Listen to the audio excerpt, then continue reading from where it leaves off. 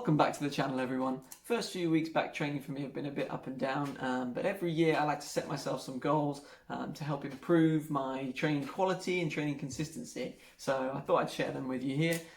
If you find these ideas useful, then hit the like button down below and leave your comments if you're working on something this year or this off season to help improve your training. The first thing I always put on the list when I'm writing down some goals is to sleep much better. I find that when I sleep better with higher quality, with much better consistency, that my mood is better, my recovery is much better for training.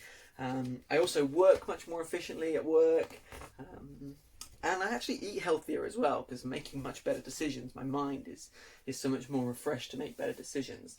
I would highly recommend getting some sort of sleep tracker. I use this. This is a Fitbit Versa.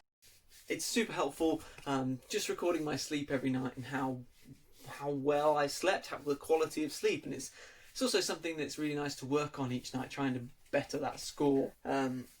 So I would really recommend, if you haven't already, get yourself a sleep tracker. Record your sleep every night. My Fitbit actually gives me a score every night, so it's quite nice to try and be able to beat that score.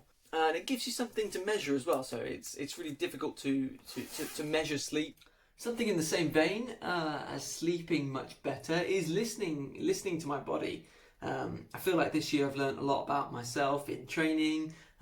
Last winter was really good, solid training, so I feel like I learned a lot about myself and what I can handle training wise. So this year I'd really like to work on just listening to what my body is how my body is reacting to certain things. So if a certain training session is not going brilliantly, maybe it's time to knock that one on the head, or skip an interval, or just dial it back a little bit. In the same manner, if I'm feeling really good, then maybe I'll add on another interval, or just increase the work capacity a little bit. So yeah, just basically fine tuning the structured workout that's set for me on Trainer Road. It's not going to be the same for everyone, so if a training session is not working for me, I need to learn to listen to my body and work out what to do to make it the most effective training possible. Something else that I actually learned last year when I was riding the turbo quite long workouts, 2.5 hours, is to eat lots more while riding. Now I sort of strayed away from that in the summer. Just kind of forgot how important it was, really. But when you fuel your workouts much better, then the quality of the workout is so much more improved.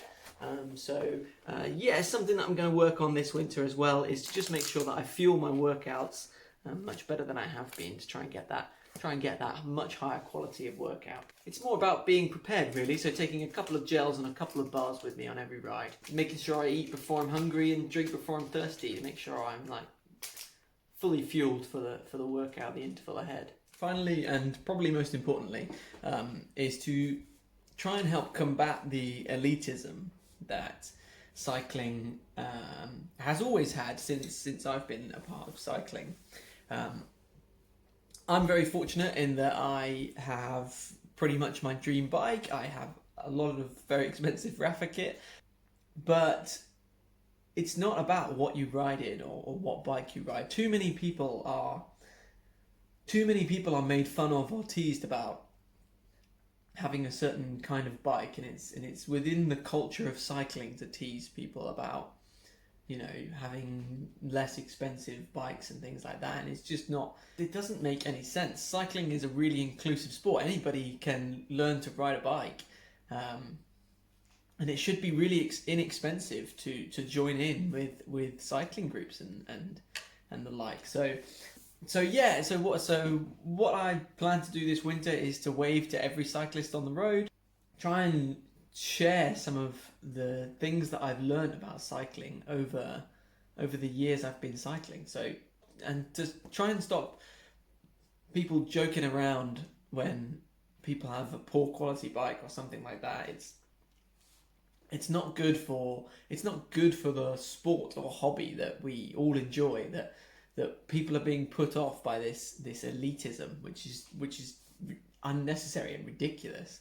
So it's all about more people on bikes. Isn't that what we all want? We all want more people to ride and cycle. So yeah, that's probably the most important thing that I'm going to try and work on is being less elitist and combating the elitism which is within cycling. Anyway, like I said at the start of the video, if you have anything that you would like to work on this winter, then let me know down in the comments what they are. We can maybe hold each other accountable or something. Make sure that we actually do these goals or work towards improving ourselves. So yeah, I'd really appreciate it if you leave a like down below and give us a subscribe if you want to see more content like this. And yeah, see you next week.